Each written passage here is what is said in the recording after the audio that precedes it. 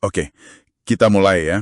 Anda udah ngirim kami laporan konsultasi strategis yang jujur aja tebel banget ini dari Universitas Jana Badra. Topiknya tenaga kerja di era digital. Nah, misi kita di Deep Dive kali ini adalah membedah apa sih artinya ini semua buat karir Anda di Indonesia. Kita semua kan sering banget dengar soal otomatisasi yang katanya bakal ngambil alih semua pekerjaan. Tapi apa benar sesederhana itu sih? Oke, mari kita bongkar sama-sama. Nah, itu pertanyaan kuncinya kan? Dan kalau boleh jujur ya, kata mengambil alih itu kayaknya kurang pas deh.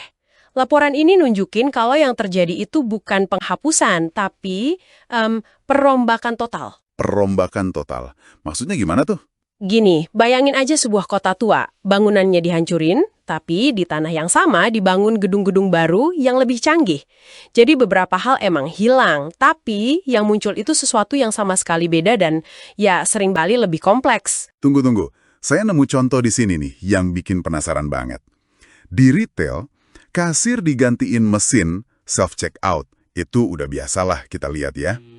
Tapi di sisi lain, muncul peran baru kayak penasehat pelanggan yang dipersonalisasi. Itu, kerjanya ngapain tuh? Kedengerannya jauh lebih rumit daripada cuma mindahin barang ya? Tepat. Polanya tuh jelas banget di sini. Pekerjaan yang sifatnya repetitif, yang bisa dipecah jadi langkah-langkah ABC, itu yang paling rawan. Tapi pekerjaan yang butuh nalar, empati, dan strategi, Kayak memahami kebutuhan pelanggan gitu. betul, memahami kebutuhan unik seorang pelanggan, terus ngasih saran, itu justru berkembang. Jadi bukan lagi soal kecepatan transaksi, tapi kualitas interaksi. Pekerjaannya jadi makin rumit, tapi nilai tambahnya juga lebih tinggi. Oke. Jadi jenis kerjaannya berubah dan jadi lebih kompleks. Ini langsung nyambung ke pertanyaan paling penting buat Anda yang lagi dengerin. Kalau gitu, senjata apa dong yang paling kita butuhin buat bertahan atau bahkan menang di era ini? Nah, laporan ini punya jawaban yang cukup tegas soal itu. Pada dasarnya, ada dua set senjata yang Anda butuhkan. Pertama, yang teknis dan keras. Ya, kayak kemampuan ngolah data, paham keamanan siber, atau dasar-dasar pemrograman.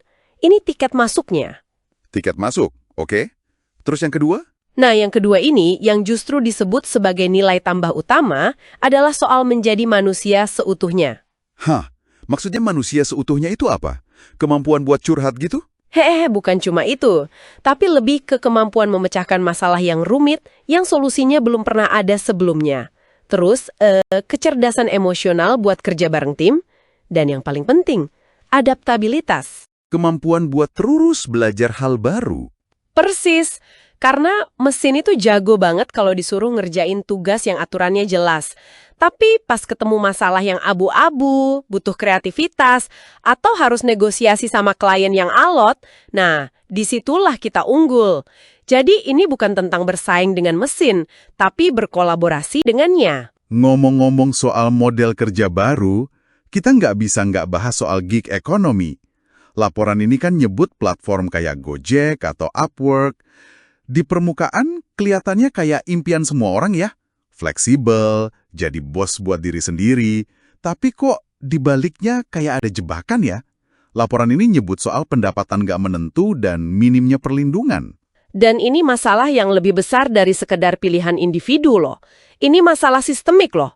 Salah satu temuan menarik di laporan ini adalah adanya kesenjangan digital yang tajam antara kota dan desa. Jadi peluang kerja fleksibel ini nggak terdistribusi merata. Oh, jadi nggak semua orang bisa akses ya? Betul. Dan lebih dari itu, belum ada aturan main yang jelas dari pemerintah buat melindungi para pekerja ini. Jadi pertanyaannya bukan lagi cuma soal kebebasan, tapi gimana caranya menciptakan keamanan dalam sistem kerja yang baru dan fleksibel ini. Oke. Jadi kalau kita tarik benang merahnya buat Anda. Pertama, perubahan ini nyata tapi bukan kiamat. Pekerjaan lama mungkin hilang, tapi peluang baru yang lebih menantang selalu muncul. Kedua, kuncinya adalah kombinasi skill. Kuasai teknologinya, tapi asah juga sisi manusianya. Dan ketiga, gig ekonomi itu nawarin kebebasan, tapi kita juga harus sadar resikonya dan butuh sistem yang lebih adil. Jadi apa artinya semua ini untuk Anda? Gini, Laporan ini udah ngasih peta jalan yang jelas soal keterampilan teknis apa yang perlu Anda pelajari. Tapi, saya mau tinggalkan satu pertanyaan buat Anda renungkan. Kalau keterampilan teknis kayak bahasa pemrograman bisa usang dalam 5 tahun, bagaimana Anda akan secara aktif dan terus-menerus berinvestasi pada aset yang nggak akan pernah kedaluarsa?